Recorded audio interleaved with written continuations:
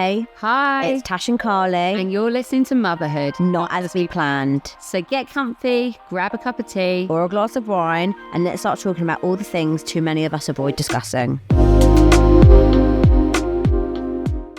Today, we're going to go through some more of your emails because we get so many in and we feel like we barely scratch the surface with them, do we? And yeah, I think sometimes they open up quite a lot of good conversations. So should we get stuck in? Yeah, let's do it. This one is called My Experience Co-Parenting with a Narcissist. Hello, I just wanted to share my experience and see if you had any advice on not completely losing my mind. Sorry in advance for the essay. If used in an episode, feel free to shorten. I have a 6-month-old baby girl with someone I was with for 2 years and known for around 10. I found out at about 7-8 months pregnant, the day we moved into our own place, that he was cheating on me with 4 people that I found out about, probably was more. I made the decision. 4. How do you have the time? Or the energy? It's just long. That's a him thing. That is not a you. I made the decision to kick him out and deal with everything that way. It was only after that I had sat down and thought about our whole relationship, and it dawned on me that I was being emotionally abused, gaslighted, controlled, lied to, and was absolutely disgusted with myself for not having seen it at the time. I decided to let him be at the birth, at the registration, etc., which is my biggest regret of my whole life. I basically did a week of labour, which turned into an emergency C-section alone because he was either asleep or on the phone to his new girlfriend, one of the girls he cheated on me with. So now he treats my daughter as an option. I have tried to get a schedule in place, which was agreed, but he's constantly cancelling seeing her, bringing her home early, asking to change days. I am a very understanding person, and not only have I kicked off, and not once have I kicked off or anything through this whole process. You're a better person than I am. Not even while pregnant, as I'm trying to preserve my energy and be the best me for my daughter. Good for you. He cancels seeing her, brings her back early for stupid reasons. For a couple of examples below: stuck in traffic, going to work on his day off instead. Liar. Sorry. The football is on TV, wants to go to the cinema. She's crying, has a cold. My daughter had a cold, so he tried to get out of looking after her. And breathe. And that's just a handful. But to absolutely top it off, the girl he cheated on me with at 8 months is constantly around my daughter and has been since she was a couple of weeks old, when they'd only been together a month or so, despite us having an agreement that any new partners would not be around the baby. I am on the edge of losing my mind about having a person who knew he had a pregnant girlfriend, may I add, so she's just as bad, who he cheated on me with around my baby. And when I mentioned it to him, I was unreasonable, horrible to her, crazy, and making a problem out of nothing. Classic gaslighting. I try my best to be no contact, and by that I mean if it's not about agreeing times, etc., for him having my daughter or an emergency, I do not respond to his messages. Good girl. My daughter is my absolute life. I have her 98% of the time. I put her before absolutely everything and have constant comments from family, friends and strangers even that I'm doing an amazing job with her. But internally, I'm having to try and co-parent with this. From one single mama trying not to snap at her ex.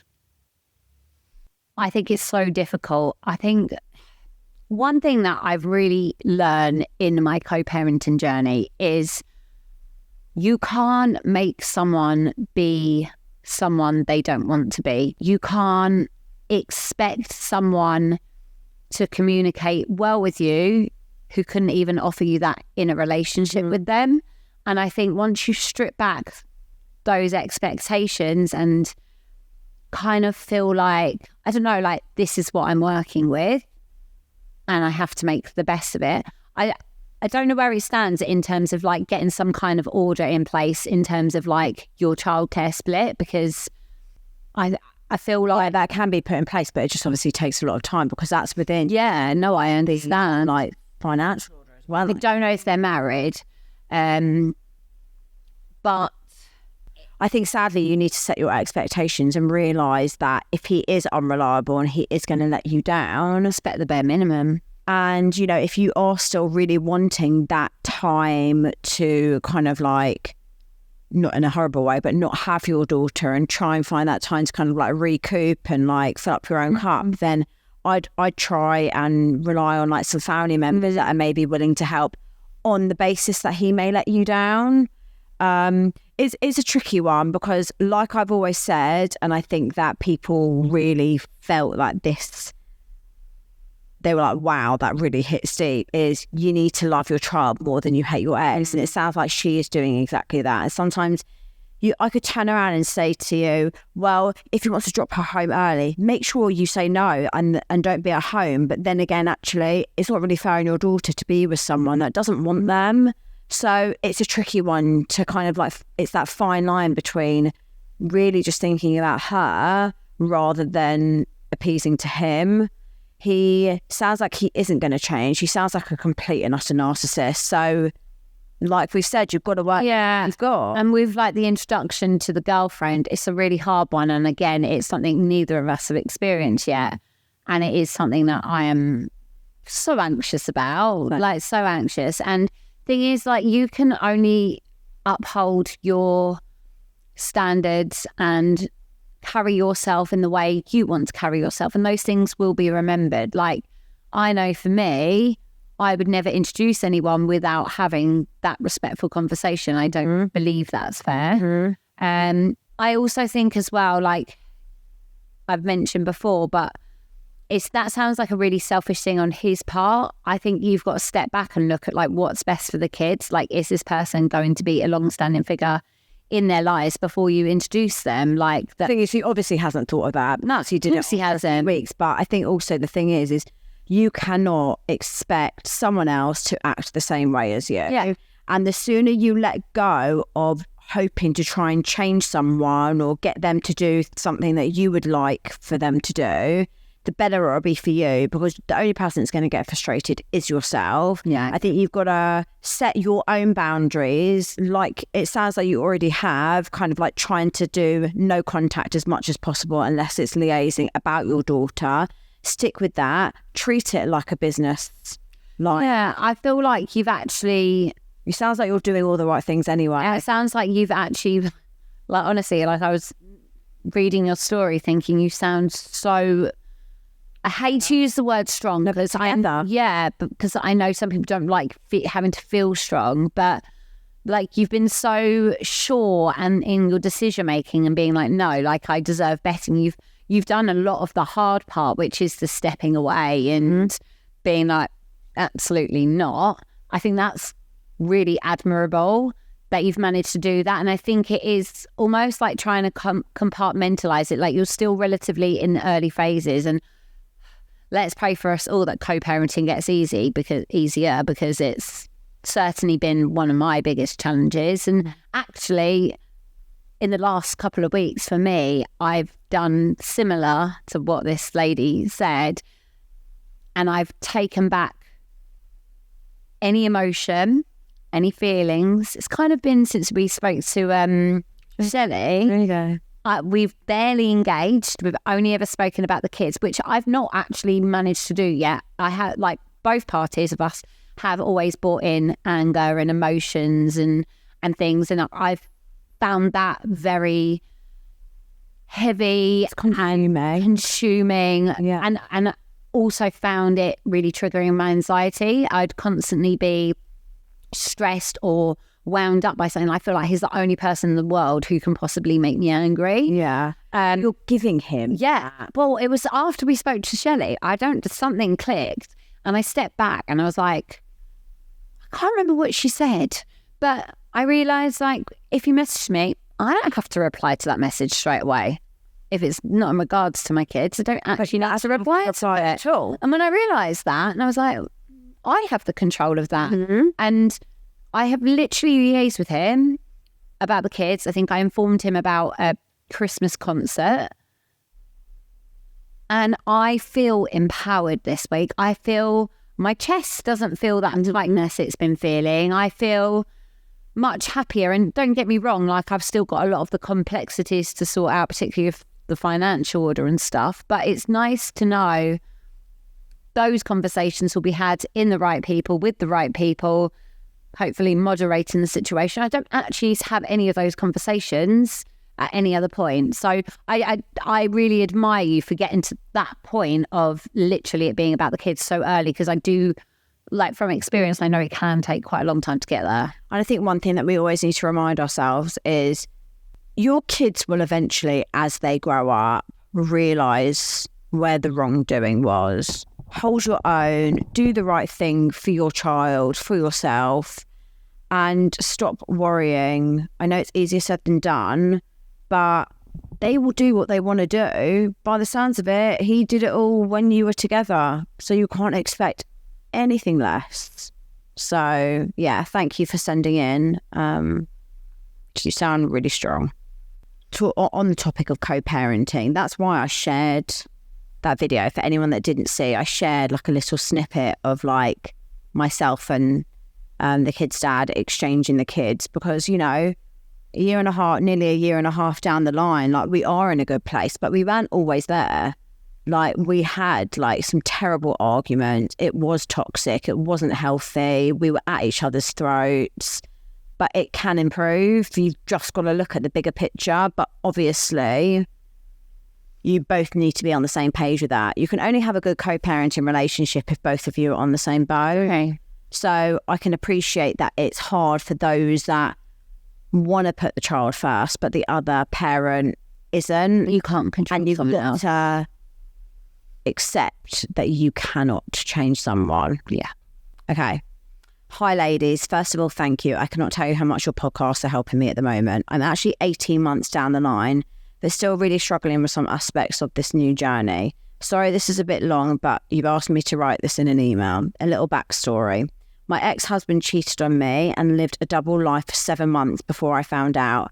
We split up April 2022. He said he was leaving as I had been looking through his friends on Instagram, which is how I came across her, as I wasn't following her and had never heard him talk about her as a friend or anything. And she had been posting pictures of them both on her page. God. Wow. A month after our split, I found out they were expecting a child. This broke me beyond words. We were together for 8 years and married for 4. He went on to be an absolute vile and horrible person towards me, and she was just as bad. I know, I can't fully blame her. She was probably told things that she wanted to hear. They took me to court telling me they wanted our daughter 3 weekends a month in Bristol, 3 hours at least from where I live. Our daughter wasn't even 2 at the time. He introduced our daughter to his new girlfriend and her 2 girls just a month after I'd found out. I wasn't happy about this, but I was an absolute mess and didn't know how to fight my corner at the time. I had and have amazing family and friends who helped me massively, but I still couldn't cope with what I was going through. My only reason to get up and get through the day was my daughter. She is my world. Lots of things happened between applying to court and reaching court between him and his girlfriend, including her setting up fake Instagram accounts and messaging herself to be friends of mine, all very strange. She sounds psychotic. Anyway, Kafkas and court were actually amazing with me. They actually really did support me. And by this point, although he was having a child with his new woman, they had fallen out. So we walked into court. He told me then he didn't want any of what he had asked for and that he didn't want to take the case further. For me, I was relieved that he wasn't taking my daughter 3 weekends a month away from me, but also frustrated that I had to walk out of court with no sort of clarification, any sort of routine going forward. I have been, and I still am, the main parent 99% of the time, with the odd time him coming back and seeing her and maybe having her overnight once a month if I'm lucky. I'm very fortunate to have the best parents who have my daughter every Sunday night. Her father and I are amicable. However, frustration is difficult as I can never plan anything unless I ask my parents, as he's just so unreliable. 18 months on and officially been divorced for 5 months now. And I have actually, since listening to your podcast, took the plunge and signed myself up to Hinge. Yay. After talking to a couple of guys on there and thinking I was getting nowhere, I finally started talking to a guy who actually seems amazing. I definitely do believe now I know what I want and what I deserve. However, I've told my ex I'm talking and meeting some, as I'm a very open and honest person, and things have gone terribly. He has used every single angle to try and get a reaction from me, being vile, playing the suicide card, which I absolutely hate as I've experienced this with a friend and I would never wish that upon anybody. And now telling me he will find the guy if I ever even think about introducing him to our daughter. I wouldn't do that anyway until I knew there was some sort of longevity. in it, but still I feel so sick all the time. And again, now I'm finding this very difficult. He has now sent flowers to my work, which, to be fair to my friends at work, took them from me as they knew I wouldn't want them. He non-stop texts and calls me. Now he started asking for a picture of him. I mean, he's texting, begging for a picture, telling me it will help him mentally if I just send him a picture, which I haven't, by the way, and I'm not going to. When I say he messages, I'm talking, I've had over 60 messages all asking for a picture of him. Please, please, just do this one thing for me. Why can't you just let me see him? How do I even start to deal with this? It's like he's completely forgotten why we are where we are. He regrets it, apparently, so I should just go back to him and play happy families. That's never going to happen. I can never trust him again. I don't want him to suffer the way I did, not at all, and none of this was ever my intention. I'm not that type of person, and I genuinely wish he would just find someone else so he can let me move on too. I'm so sorry for rambling. I could literally go on all day. I feel like I'm in such a better place myself, my life. I'm stronger, but this is really starting to drain me. The guy I'm seeing is so understandable, but I also feel bad on him as my phone is just bombarded all the time. What can I do? What would you do? Thank you again. You were both amazing. I need to quickly point out the bit where you say that you told him that you were talking to people because you're really open and an honest person. I really resonate with that because I feel like that's me. And sometimes I overshare, and you need to learn not to talk to him about anything other than your child. He didn't talk to you about the fact he was seeing someone else. I think that it's very clear that you're in a good place and he doesn't like that. And these men always come back or change their mind once you have healed and you've moved on. I don't want to sound like a bitch, but the likelihood is, I don't want to sound like a bitch, but I am. The likelihood is it's not even about him regretting it or wanting you back. It's just that he doesn't want you to be happy. It's an ego thing. He is now not in the better position, so he wants to take you back. I'm so happy to hear that you do not want to go back to him, because it would be so frustrating to read all of this and then you question it. I'm concerned that you will end up losing someone that sounds really good, and that is what he is trying to do. You need to set those boundaries and only talk to him about your daughter, and do not communicate with him about anything else. Let him bombard your phone, because at the end of the day, your phone's not going to be bombarded if you put it on silent and turn it around. If you've got your daughter, when he is bombarding you, you don't need to communicate with him. So I'd almost be tempted to block him. I wouldn't block him, I'd archive him, and then your messages don't get notified. They just go into the thing. Yeah, like... Speaking from experience. Yeah, I mean, yeah, that's clever. I just blocked. But yeah, I just feel so strongly about, like, you need to concentrate on you. You are feeding him too much of your time, energy and information. He doesn't deserve it, and you shouldn't be communicating with him about anything other than your daughter, and you need to set those strict boundaries, because the only person really that is allowing this conversation to continue is you. You have the upper hand. You are in control of this. So yeah, make those changes and ignore him. You can't feel bad. It is his doing and you're doing nothing wrong. You're actually protecting your energy and your daughter's. Yeah, I think it's quite a classic case, isn't it? They go and the said person goes and fucks up, does whatever they want to do. They live selfishly, making their decisions, and they're living off the adrenaline and the excitement, and it's shinier and newer, and it's all very different. And I also think a lot of it stems, like what Tash said, like when you're healing and when you're happier, they're like, oh, they can live without me. Mm-hmm. Don't want them to. What? They do. Why? I think I don't. Look, I don't want to come across as sexist, because this could potentially work the other way around. But it's that masculinity of like, why don't they want me? That like, it's an ego thing. Yeah, like I want them to beg for me. Like I want them to like want me to beg for them back, kind of thing. Why? How dare they go and be happy without me? How dare like? And I think that can be really triggering for some people when they were the ones in control of the whole situation the whole time. And now that control has been taken out of their hands. They've seen you're doing good without them. He is trying to emotionally manipulate you by throwing in the suicide card. Remember, you can't control what anyone does. As long as you're doing right by you and your daughter, I think that's what you need to concentrate on. You sound like you're a really good person. Don't waste your time putting your good energy to someone that doesn't deserve it. I agree. I do agree. You've done so well so far.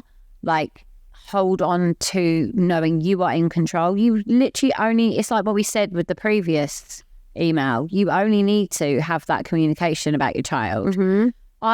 What I would do, I wouldn't block it, because look, at the end of the day, if you've got your child, then essentially you need to have some open line of communication. I would archive, or I don't know, if it's, I find my ex is blocked on WhatsApp. Yeah, because I feel like WhatsApp is an easier form. We only communicate via iMessage now. I feel like iMessage people just don't send us. I agree. That's been really positive for us. So I think it's taking that control, is knowing you are in control. You don't have to do any of those things he's saying to do.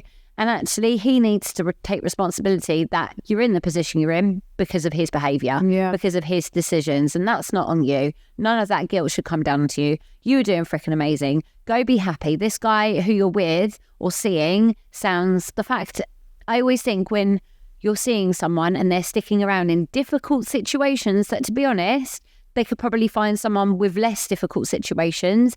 I think that's a really good sign about them as a person. I agree. Okay, we're on to a bit of a theme today called Never Ending Narcissist. Okay. Dear girls, love the podcast. I so needed something like this 3.5 years ago when I went through my breakup. I think you must be helping so many people in these awful situations to realise that this isn't an end, but a beautiful beginning. I love that. My story begins Feb 2020. I was 8.5 months pregnant and my husband of nearly 3 years. We'd been together for 8.5 years, announced completely out of the blue that he didn't love me anymore. He didn't think fatherhood was for him. A little bit late, babe. He wanted to focus on him and his career.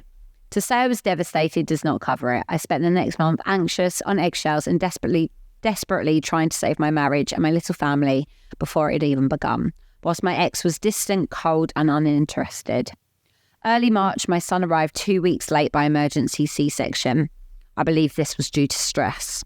When I held my gorgeous boy for the first time, I just knew I was going to be okay, and whatever happened, he was enough for me to survive. When we had been home a few days, I had enough and told my ex I was not going to continue like this, and he was either in or out, but I wasn't living in limbo anymore. A few days later, he decided he was done. I moved back to my parents at a week post-section. I couldn't remain home alone, and he stayed in the family home with my dogs. It was horrendous, and I have never needed or been so grateful for the love and support of my friends and family. Everyone was in complete shock and devastated. A week later, the world went into lockdown, which I genuinely believe was a saviour for me. I could lay low in my newborn bubble and just survive. My ex continues to see the baby in my parents' garden, and when I could drive, I started taking him home for visits. I had pushed for joint counselling, but my ex wasn't interested, so I continued alone. This was an absolute game changer for me. It was when I started visiting home that I became suspicious that someone was with him in the house, and a particular girl stuck in my head. My cousin lives around the corner and was adamant he had heard a girl in my garden. And sorry. I thought you said the cousin. Same. And was adamant he had heard a girl in my garden, and that happened to mention the same name as I had. I've got goosebumps. Also, bearing in mind we were not meant to be socialising, and he was still visiting myself and my baby. He's breaking COVID rules and telling. I went to the house when I knew he was at work and found a dirty makeup wipe. Ew. Who's in my bedroom bin? Yeah. Cleanser. Yeah. Hell. Do you not have a 10-step facial care routine? Because I do. And I found a dirty makeup wipe in the bedroom bin. He had been sleeping with this girl in my bed, surrounded by my wedding photos, next to my son's nursery. I phoned him, told him I knew what he was doing and that I would be returning home in a week and he has to leave. He denied it, then told me it was her and then changed his story altogether. More and more people heard what had happened and added to the evidence against him, but he never admitted or apologised for his actions. Of course. A week later, completely terrified, I moved home alone with a baby and 2 dogs. It was at this point, whilst having counselling, that I started to realise that he was a narcissist and that actually our relationship had always been quite toxic. When I moved home, he would come and see the baby for an hour every weekend, but he had no clue how to care for our son. He was always late, he didn't stay long, and would be on the phone and uninterested. This is when the serious gaslighting started. He would come and cry on the sofa that he had no one, etc., and just try and keep me in his clutches. The final straw came in July when he turned up and told me I would be taking my 4-month-old to his mum's from now on, and he would have him there. And then showed me messages, death threats that I or a friend had supposedly sent to this girl, his mate, and another girl he was falsely rumoured to be with. This was all a game set up by him and his new girl. This is messed up. Why is the girl so fucking weird? I caught him out, at which point he said there was no point in him being here and he may as well die. What's with all these men? I was done. I rang his mum, told him I was not taking my son there. She agreed, and this was no longer my problem, and I would not be having him in my house without a chaperone. The fallout was quite big following this. He would come back once a weekend and one weeknight to get him ready for bed, but he was generally late and unreliable. In November 2020, I found evidence of his relationship. I gave it to his mum and left to walk my dogs. When I got back, he finally had to admit that it was the girl I had my suspicions about from the very beginning. When his mum had to stop coming due to COVID restrictions and caring for her terminally ill father, he fell off the face of the earth. For the next 2 years, I was subject to gaslighting, financial abuse, and he did not see or ask about our son. I was just slowly kept plodding on. December 2022, I hit rock bottom again. I still didn't own my house. I still wasn't divorced. He was still getting at me. My ex had started a new relationship, and after 2 years without contact, he decided he would like to start seeing my son. For my son's sake, I agreed, but remained firmly in control, much to my ex's disgust. My divorce finally came through in March. A year later, he is engaged, having a baby, and still making my life hell. Does he even want to be a dad, though? He is so narcissistic, it's untrue, and I will not conform, and it's horrendous. Every time I say no to him, he loses the plot, and it's a drama. When we make a step forward, every time I'm subject to a shitstorm of drama. If I don't react, I'm even punished. In the last fortnight, he has gone ballistic at me for not agreeing to a set weekend, which I'm unable to do because of work commitments. His new partner has messaged me to tell him if I'm a good mum, I will do as he says. And today, on his first day out with my son, he has taken him to his home for the first time after I specifically had said that it was not to happen as it's over an hour away, and it's still very confusing for my 3.5-year-old son that still doesn't understand how or why daddy has never lived in this house. I am livid. I'm in a much better place generally and 3,000 times better off without him, and I'm at my wit's end if this is going to be life forever. Is there any way I can make it better? Any advice would be greatly appreciated. Keep up the good work. Love and best wishes. I find it so... Do you know what I'm just so wary of these days is there's so many nasty people who manipulate and control, and as soon as the idea of them not being in control is taken away, they can't handle it. No. And they get angry, and it's not okay to try and make someone do something like as a threat. Like, this is one thing I will not ever stand for, is I will do, like, I'm very much like, there's going to be things that crop up in co-parenting relationships that need speaking about. And yes, there's going to be probably two conflicting ideas about what one parent wants compared to another, but it's really important you're able to come to some kind of agreement. One thing I will never tolerate is being threatened into making a decision over something. And I think that's one thing that's obviously very apparent in this relationship, is it sounds like as soon as he doesn't get his own way, he makes threats. And it sounds like he's been so unreliable and in and out of your life. The thing that I'm wondering is, she's mentioned that she's divorced. meaning I'd like to think there is some sort of like financial, like, you know, that final like order. The childcare should be in the financial order, yeah. So maybe that isn't in. Or maybe because she said he wants to come back now and have a relationship. Maybe there was something in there when he wasn't having a relationship with them and now he wants to. But you can't, like, it's very hard. You can't change it. No, I agree. So I don't know if you've got anything in place that's been, like, you know, sorted out through the courts that if he's you are that, if you're the main person, then the thing is, I guess we don't know that information, so we can't really say anything about it. But one thing that I want to point out that really stood out for me in that email is the fact that you gave birth to your first child, and then that is that point where you were like, I'm not going to stay in limbo, you're in or you're out. Like that, the fact that you could do that pretty much speaks so much volume about the type of person you are. Remember that strength you had at the beginning and take that on board, because I don't think many people would be able to do that. Like, you just had a C-section, you just had your newborn baby. I just think that too many times these men worm their way back in a way of like manipulating you and making you feel like you don't have a say or control. Your child, need them. Yeah, your child obviously has a better relationship with you. Was it like for 2 years that he didn't see his kid or something? Like, again, I know we say the same thing over and over. It is setting those boundaries that work for you. Like, I'm not telling you not to allow your son to see his dad, because I think it's good of you to, like, not Put their interests. Not to restrict your son from potentially having a relationship with him. And then if he wants to fuck it up, then that's on him. But I feel like we need to really understand what communication needs to be had and what doesn't. And yes, you may feel like, you know, you're still, I think she says she's still in a house that she doesn't own or whatever. Do you know what? As long as you're in a home, Got a roof over your head, you don't need to own it.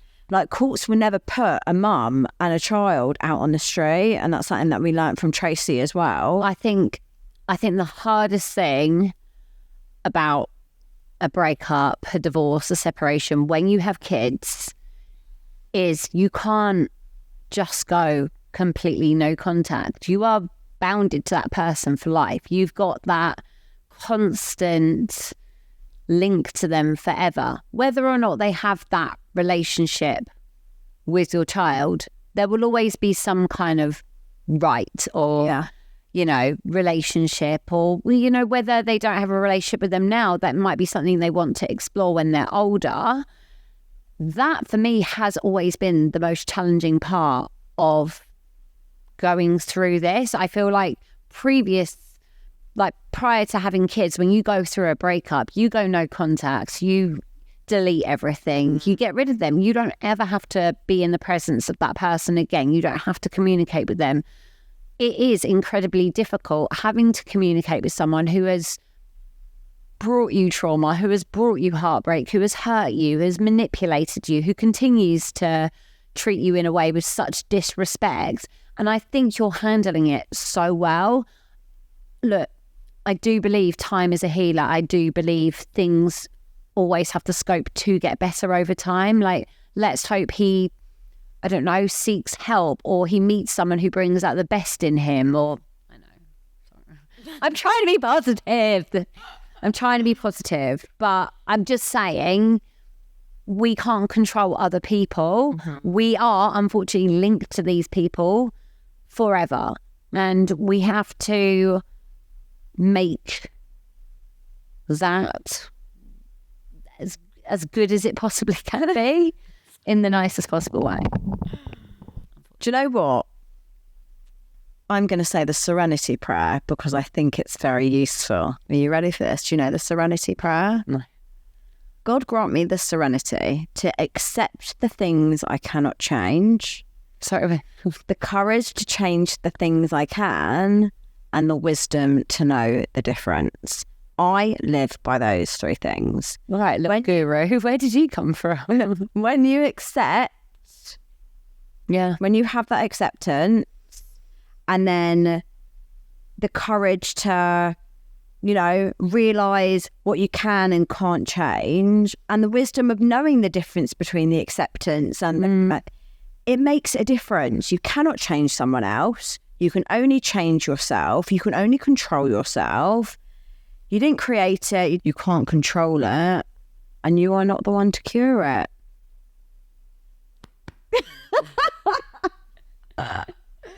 You just got to, you've got to deal with the cards you've been dealt. And sadly, some people are fucking shit and you've got to co-parent with these pigs. But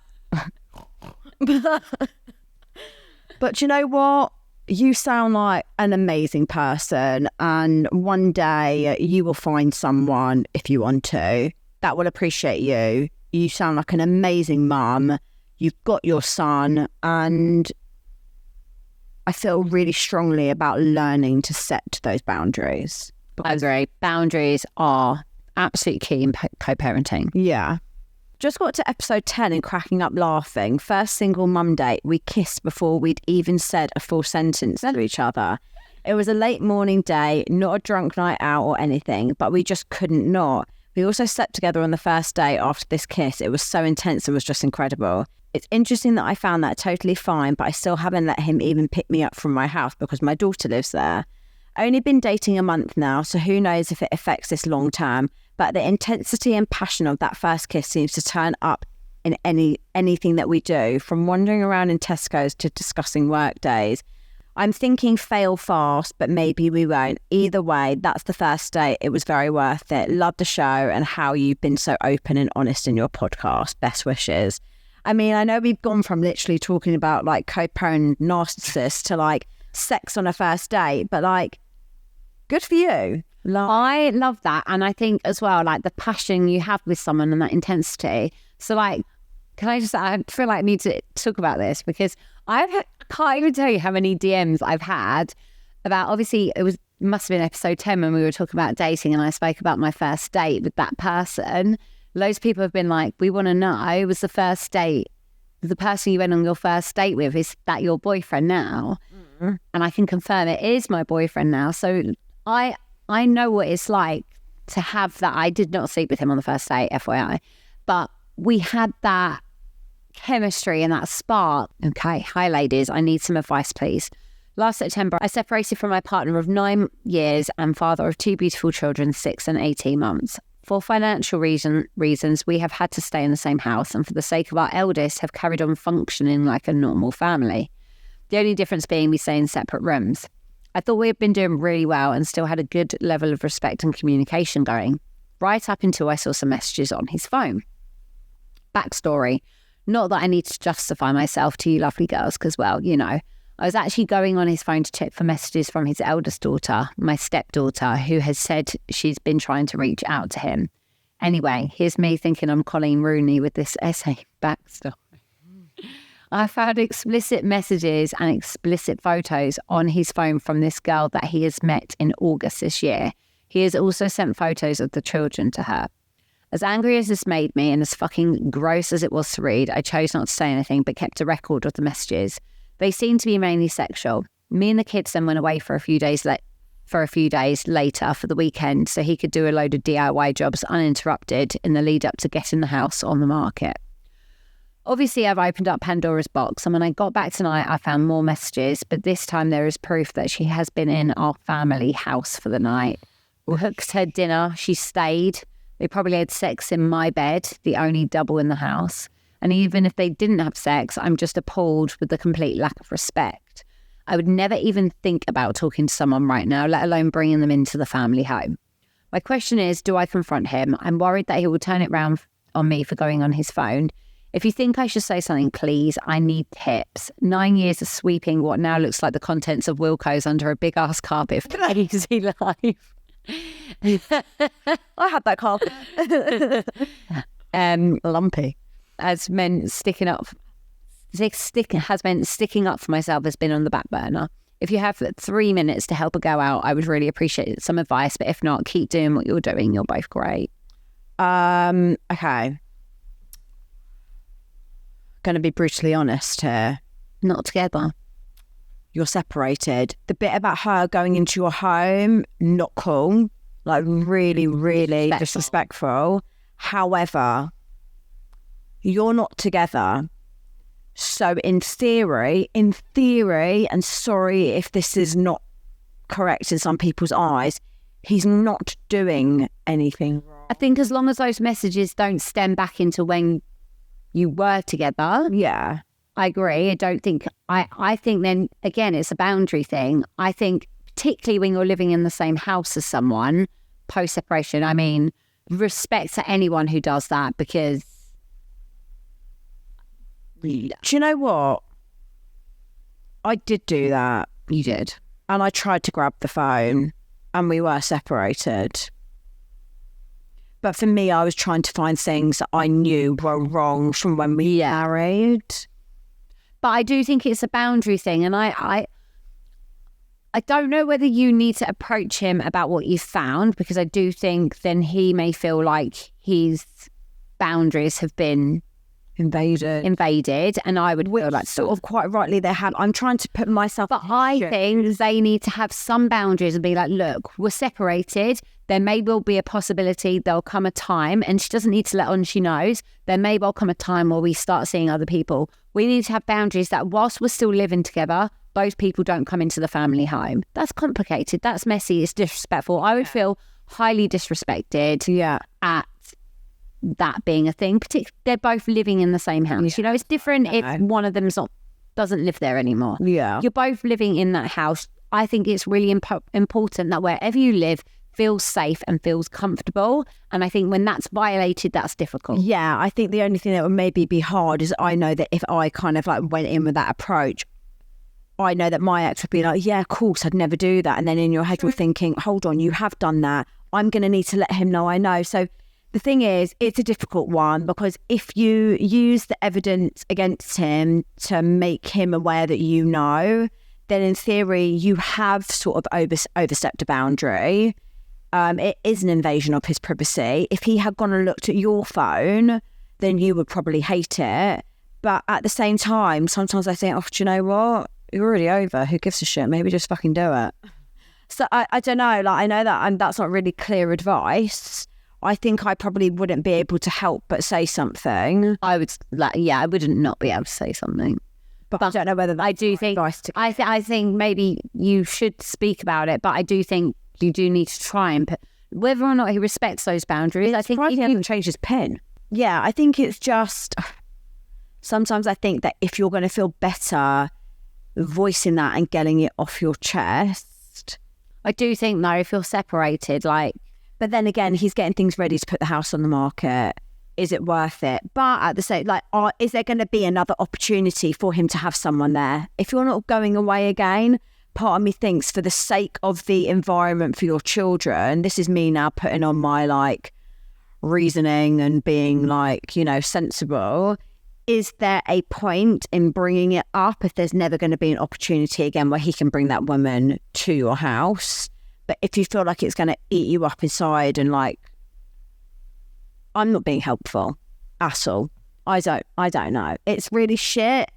But at the same time, you aren't together anymore. If anything, maybe use this as clarity that you're doing the right thing by not being with him because he's got no respect. And maybe just keep that to yourself as, I've now got this information. He doesn't know I know, but I know that I'm going to find someone that's going to have more respect for me. I don't know. Sorry, I feel like that was really unhelpful of me. Yeah, I feel like those emails were really good. So make sure that we want to hear more. And we don't just want to hear, obviously, we are here to give our advice. And please remember, with all our advice, we are not qualified experts. We are giving advice like we would give to our friend. If our friend came to us with those problems, that's the way we do it. So please, if you're looking for proper professional, that ain't us. No, speak to Shirley.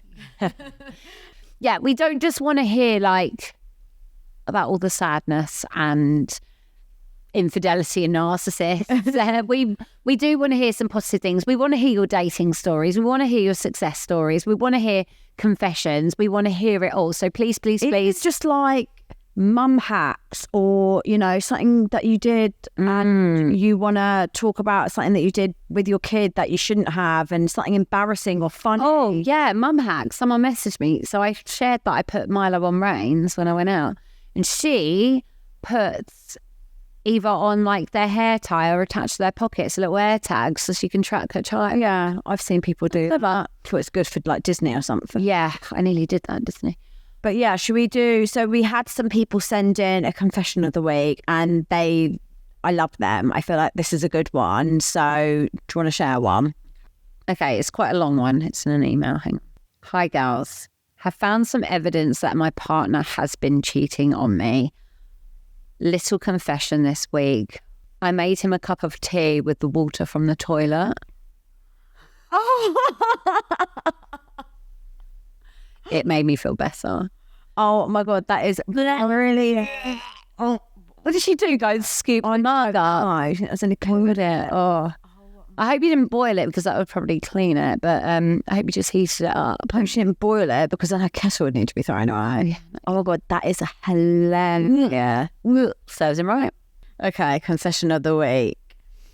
My daughter had a birthday party this weekend, and I ran out of time to get a present.